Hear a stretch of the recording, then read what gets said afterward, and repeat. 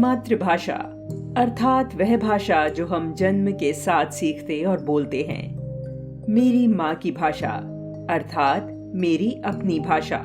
आसान भाषा में समझें तो जो भाषा हम जन्म के बाद सबसे पहले सीखते और बोलते हैं वह हमारी मातृभाषा कहलाती है।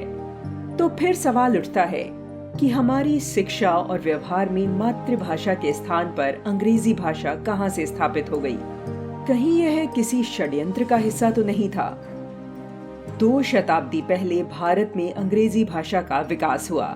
बाद में लॉर्ड मैकाले ने भारत में अंग्रेजी शिक्षा की नींव रखी और धीरे धीरे इसे पहले सरकारी कामकाज की भाषा और फिर बाद में मुख्य भाषा के रूप में स्थापित कर दिया गया।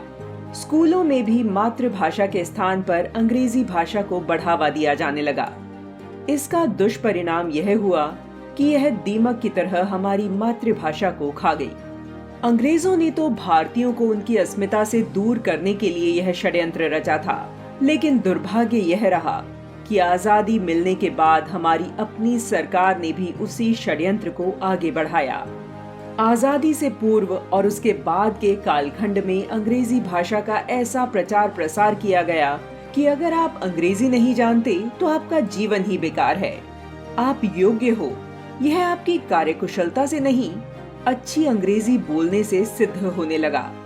अपनी मातृभाषा में बात करना हे दृष्टि से देखा जाने लगा, जिसका भारतीय परिवेश पर नकारात्मक प्रभाव पड़ा। लोगों को लगने लगा कि उनकी अपनी मातृभाषा से ज्यादा आज के समय में अंग्रेजी भाषा का महत्व है, जिस कारण लोग अंग्रेजी के पीछे भागने लगे। इसका परिणाम यह हुआ कि लोग अपनी मातृभाषा से दूर होते चले गए और युवा पीढ़ी ने अपनी सांस्कृतिक जड़ों पर कुल्हाड़ी मार ली।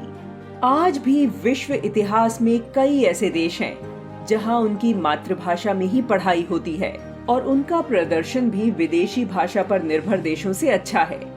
इस बात से एक बात तो तय है कि भाषा लोगों से जुड़ने का साधन है, न कि योग्यता का मापदंड। समाज में कई ऐसे लोग मिल जाएंगे जो थोपी गई विदेशी भाषा के चलते योग्य और कुशल होते हुए भी अपनी योग्यता सिद्ध नहीं कर सके। वर्तमान सरकार ने मातृभाषा को बढ़ावा देने हेतु नई शिक्षा नीति में विशेष प्रावधान किए हैं।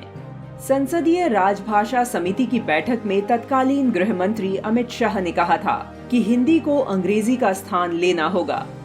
2 भारतीय जब भी आपस में बात करें तो हिंदी या अपनी स्थानीय भाषा में ही बात करें। बहुत ही कम लोगों को पता होगा, अमित शाह के गृह मंत्री बनने के बाद उन्होंने अपने मंत्रालय में जो पहला आदेश दिया वह था कि अब से उनके पास कोई भी फाइल अंग्रेजी में नहीं आएगी। बहुत महत्वपूर्ण हुआ तो उसके साथ हिंदी अनुवादित फाइल होनी चाहिए। आज केंद्रीय गृह मंत्रालय उन गिने चुने विभागों में है जहां लगभग 100% काम हिंदी में होता है।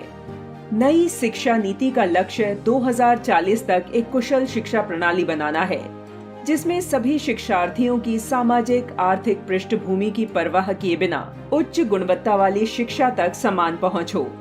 इसका उद्देश्य एक नई प्रणाली का निर्माण करना है जो भारत की परंपराओं और मूल्य प्रणालियों पर निर्माण करते हुए 21वीं सदी के सशक्त और समर्थ भारत का निर्माण करे।